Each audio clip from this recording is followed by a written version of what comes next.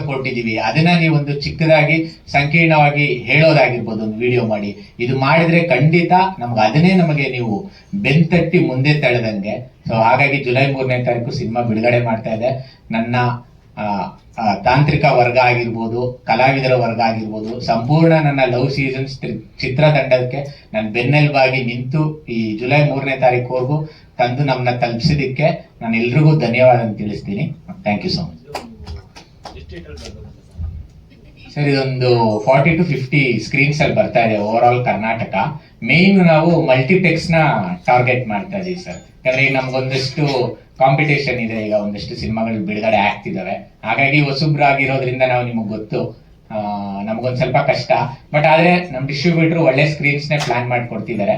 All over Karnataka ಎಲ್ಲಾ multiplex ಗಳಲ್ಲೂ ನಮ್ ಸಿನಿಮಾ ಒಂದು 40 ರಿಂದ 50 ತೆರೆ ಮೇಲೆ ಬರ್ತಾ ಇದೆ. ಕಾಲೇಜ್ ಕ್ಯಾಂಪಸ್ ಗಳಿಗೆ ಒಂದಷ್ಟು ಟೀಸರ್ ಲಾಂಚ್ ಆದಾಗ ಟೀಸರ್ ಗಳನ್ನೆಲ್ಲ ಹೋಗಿ ತೋರಿಸಿ, ಹಾಡುಗಳನ್ನೆಲ್ಲ ತೋರಿಸಿ ಒಂದಷ್ಟು ಮಾಡಿದ್ವಿ ಪ್ರಮೋಷನ್. ಈಗ ಟ್ರೈಲರ್ ರಿಲೀಸ್ ಆಗ್ಬಿಡ್ಲಿ ಅಂತ ವೇಟ್ ಮಾಡ್ತಿದ್ವಿ. ಹೌದು ಸರ್, ಹೌದು. ಥಿಯೇಟರ್ಗೆ ಬಂದು ನೋಡಿ ಆಶೀರ್ವಾದ ಮಾಡಿ, ಹರಿಸಿ ಆರೈಸಿ ಅಂತ ಕೇಳ್ಕೊಳ್ತೀನಿ. ಯಾಕೆಂದ್ರೆ ಇದು ನಿಮ್ಮ ಸಿನಿಮಾ, ನಿಮ್ಮ ಕತೆ. ಸೊ ದಯವಿಟ್ಟು ಎಲ್ಲ ಹೊಸಬರು, ಹೊಸ ತಂಡ, ಹೊಸತನ ಇಟ್ಕೊಂಡು ಮಾಡಿದೀವಿ. ದಯವಿಟ್ಟು ಎಲ್ಲರೂ ಸಪೋರ್ಟ್ ಮಾಡಿ ಅಂತ ಕೇಳ್ಕೊಳ್ತಾ ನನ್ನ ಮಾತನ್ನ ಮುಗಿಸ್ತೀನಿ.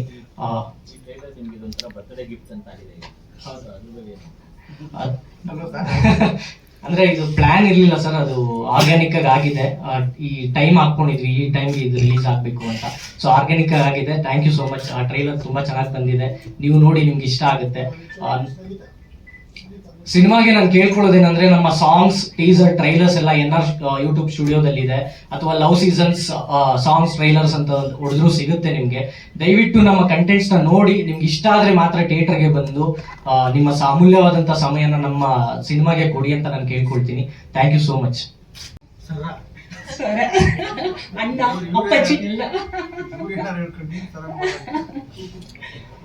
ನಾನು ಅವರು ತುಂಬಾ ವರ್ಷಗಳಿಂದ ಕೆಲಸ ಮಾಡಿದ್ದೀವಿ. ಆ ಒಂದು ಬಾಂಧವ್ಯನೇ ಬೇರೆ. ನನಗವ್ರ ಬಗ್ಗೆ ತುಂಬಾ ಹೌದು ಹೌದು ಬಟ್ ಅವಾಗೆಲ್ಲ ತುಂಬಾ ಕಾಲು ಎಳೆಯೋರು. ಬಟ್ ಅಷ್ಟೇ ಚೆನ್ನಾಗಿತ್ತು, ಒಂದು ಕಂಫರ್ಟಬಲ್ ಝೋನ್ ಇತ್ತು. ಈಗಲೂ ಅದೇ ಪ್ರೀತಿ ವಿಶ್ವಾಸ ಇದೆ. ಖುಷಿ ಆಯ್ತು, ತುಂಬಾ ವರ್ಷಗಳ ನಂತರ ನಾನು ರಮೇಶ್ ಜೊತೆ ಕೆಲಸ ಮಾಡ್ತಾ ಇರೋದು. ಸೊ ಇಡೀ ತಂಡಕ್ಕೆ ಒಳ್ಳೇದಾಗ್ಲಿ ಅಂತ ನಾನು ಹಾರೈಸ್ತೀನಿ. ಬ್ಯೂಟಿಫುಲ್ ಹೀರೋಯಿನ್ಸ್ ಕೊಟ್ಟಿದ್ದಾರೆ 3 ಜನ.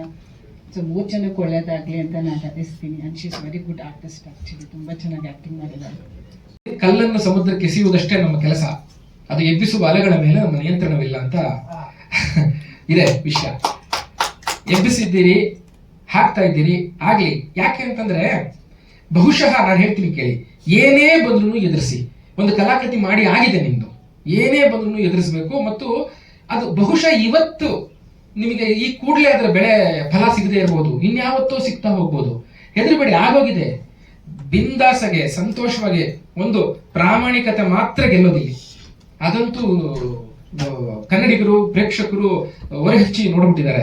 ಎಂತ ದೊಡ್ಡ ದೊಡ್ಡ ಸ್ಟಾರ್ಗಳಿದ್ರು ಕೂಡ ಕಂಟೆಂಟ್ ಸರಿ ಇಲ್ಲ ಅಂತಂದ್ರೆ, ಕೆಲವೊಂದೇನೋ ಇದಲ್ಲ ಅಂತಂದ್ರೆ ಬರ್ತಾ ಇಲ್ಲ ಜನಕ್ಕೆ. ಹಾಗಂತ ಚೆನ್ನಾಗಿರೋ ಸಿನಿಮಾಗಳು ಬಂದು ಎಂಕರೇಜ್ ಮಾಡ್ಬಿಟ್ಟಿದ್ದಾರೆ ಅಂತಾನೂ ಅಲ್ಲ.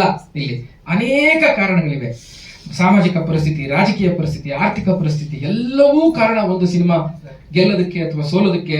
ಕಂಟೆಂಟ್ ಎಷ್ಟು ಮುಖ್ಯನೋ ಅಷ್ಟೇ ಮುಖ್ಯ ಈ ಎಲ್ಲಾ ಫ್ಯಾಕ್ಟರ್ಸ್ಗಳು ಆಗ್ತಿರೋದ್ರಿಂದ ನಿಮ್ಮ ಪ್ರಯತ್ನ ನೀವು ಪಟ್ಟಿದ್ದೀರಿ, ಪ್ರಾಮಾಣಿಕವಾಗಿದ್ದೀರಿ, ಹಾಗೆ ಇರಿ. ಅದು ಏನಾದ್ರೂ ಅಲ್ಲಾಡಬೇಡಿ.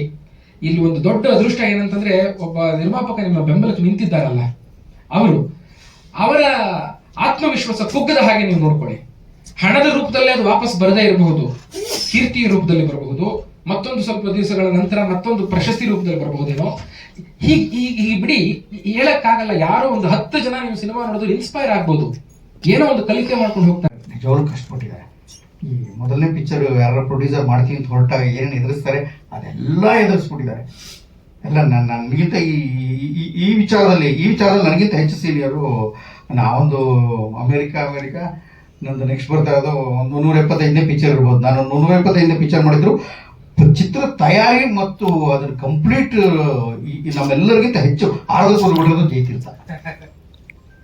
ದೊಡ್ಡ ಸಂತೋಷ ಯಾವುದಂದ್ರೆ, ಇದು ಅಪ್ಪಟ ಕನ್ನಡಿಗರ ರಂಗಭೂಮಿಯವ್ರ ಚಿತ್ರ ಅಂತ ಹೇಳಕ್ ಇಷ್ಟಪಡ್ತೀನಿ. ಇದು ರಂಗಭೂಮಿ ಯಾಕೆಂತಂದ್ರೆ, ಹೀರೋ ರಂಗಭೂಮಿಯವನು, ಹೀರೋಯಿನ್ ರಂಗಭೂಮಿ ನೋಡು, ನಮ್ಮ ಈ ಹುಡುಗಿನೂ ಚಂದ್ರಗೌಡ ನಾಗಬಣ್ಣ ಅವ್ರ ತಂಡದಲ್ಲಿ ಕೆಲಸ ಮಾಡ್ತಾ ಇದ್ದಾರೆ ಕಂದಮ್ಮ. ಅವರು ಇದ್ದವರು. ಆಮೇಲೆ ನಾನಾಗಲಿ ರಾಜೇಶ್ ನಟನಾಗಲಿ ಅವ್ರ ಸಂಗೀತ ಅಂತೂ ಗುಬ್ಬಿಯವರಣ್ಣವ್ರ ಮರಿಮಗಳು.